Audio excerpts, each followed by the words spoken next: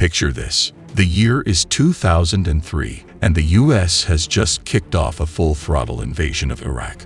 The mission? Well, it's a triple header. Disarm Iraq of WMDs, put an end to Saddam Hussein's reign, and liberate the Iraqi people. Sounds like a tall order, right? You betcha. Now, here's where things get spicy. The battlefield is morphing, and not in the way you'd find in a video game. We're talking real-life stakes here, people. The enemy isn't wearing neon signs saying, "Hey, I'm the bad guy." Nope, they're elusive, blending in like a chameleon in a Skittles bag.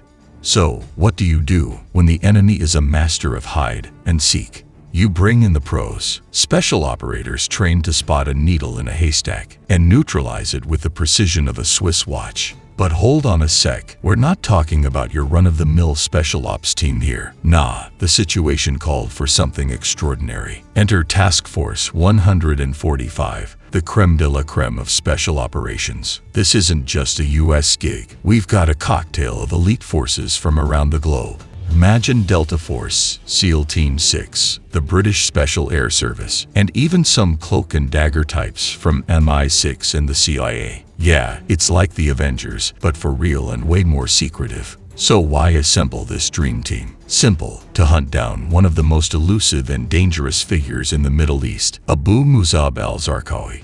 This guy was the epitome of a nightmare, causing chaos and leaving a trail of destruction wherever he went. And let me tell you, nabbing Zarqawi was like trying to catch smoke with your bare hands. So you might be wondering, why all the fuss about Zarqawi? Well, this guy wasn't your average troublemaker. He was a full-blown terrorist mastermind, pulling strings and orchestrating attacks that sent shockwaves through the international community. His rap sheet was longer than a grocery list before Thanksgiving, and he had a knack for evading capture like a ghost. So, the mission was clear. Task Force 145 had to find him and take him off the board. No small feat, I assure you. Now, let's talk tactics. Task Force 145 wasn't just a bunch of guys with guns. They were a finely tuned machine. They had eyes in the sky, boots on the ground, and intel so fresh it was like it came straight from the oven. They operated in the shadows, often behind enemy lines, gathering information, conducting raids, and doing whatever it took to get closer to their target.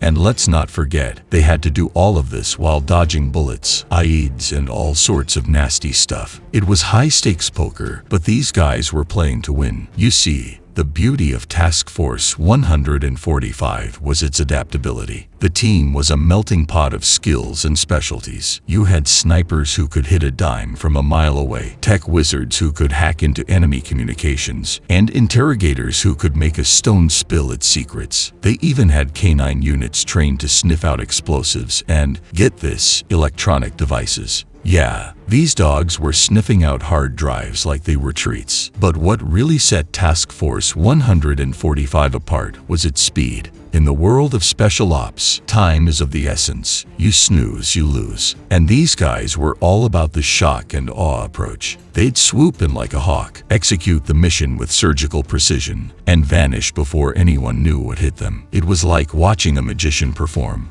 Only instead of pulling rabbits out of hats, they were pulling high-value targets out of fortified compounds.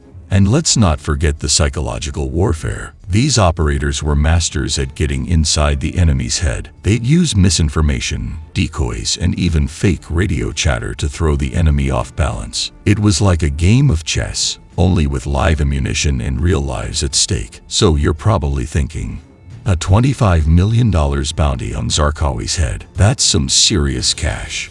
You're not wrong. The US government was so keen on nabbing this guy that they slapped the same price tag on him as they did on Osama bin Laden. And let's not forget, this was happening while Iraq was still a hotbed of terrorist activity, even after Saddam Hussein was captured. The stakes were sky high, not just for the military, but for everyday folks in Iraq. Now, here's where the plot thickens. The US wasn't going solo on this mission. They had a tag team partner, the United Kingdom.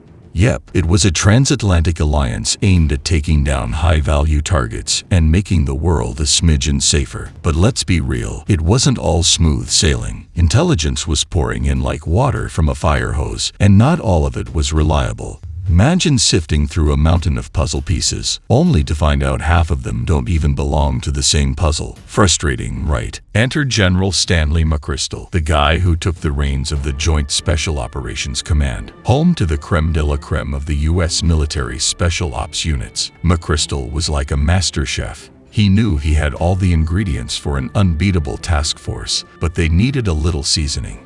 So, he shook things up, ironed out the kinks between the US and UK forces, and voila, Task Force 145 was born. But wait, there's more. This wasn't just a single unit. It was a constellation of elite teams, each with its own flavor. Picture this: Task Force Red, a blend of Army Rangers and Delta Force operators. Then you got Task Force Blue, armed to the teeth with SEAL Team 6 operators and more Army Rangers. And let's not forget Task Force Green, Black, and Orange, each with its own unique blend of special ops and intelligence units. It was like assembling a dream team for every possible scenario. And the mission? Oh, it was crystal clear. Neutralize or capture Zarqawi and dismantle his Al-Qaeda network. This was no small task. Each of these mini task forces had its own set of challenges and objectives, but they all sang to the same tune: find Zarqawi and shut him down. So what made Task Force 145 the juggernaut it was? It wasn't just the firepower or the fancy tech, it was the synergy. These units were working in tandem, like gears in a well-oiled machine. They had a unified command, but operated autonomously, each bringing its unique skills to the table. It was a masterclass in teamwork and tactical brilliance. Now, let's talk about something called the unblinking eye. Sounds like something out of a spy thriller, right? But it's real, and it was Task Force 145's secret sauce. This concept meant that as soon as they got a whiff of intel, they were off to the races. No waiting for confirmation, no bureaucratic red tape. They'd swoop in, grab what or who they needed, and use that fresh intel for the next raid, often within hours. It was like a never-ending loop of action, a perpetual motion machine of counter-terrorism. And let me tell you, these guys were BUSY. By the summer of 2005, they were clocking in around 300 raids a month. That's 10 missions every single day, each one bringing them a step closer to their ultimate prize, Zarqawi. But it wasn't just about the big fish. They were also going after the small fry, local players, middle managers in insurgent networks, anyone who even smelled like they had a connection to Zarqawi. But here's the kicker: Zarqawi was a slippery guy. There were times when Task Force 145 would raid a compound, only to find eggs still cooking on the stove. Talk about a close call. But every raid, every piece of intel, was another breadcrumb on the trail. And eventually, those breadcrumbs led to something big. In 2006, the task force got a tip about Zarqawi's spiritual advisor, which led them to a suspected hideout. And what did they do? They called in an Air Force F-16 to drop 2 500-pound bombs on the place. Boom!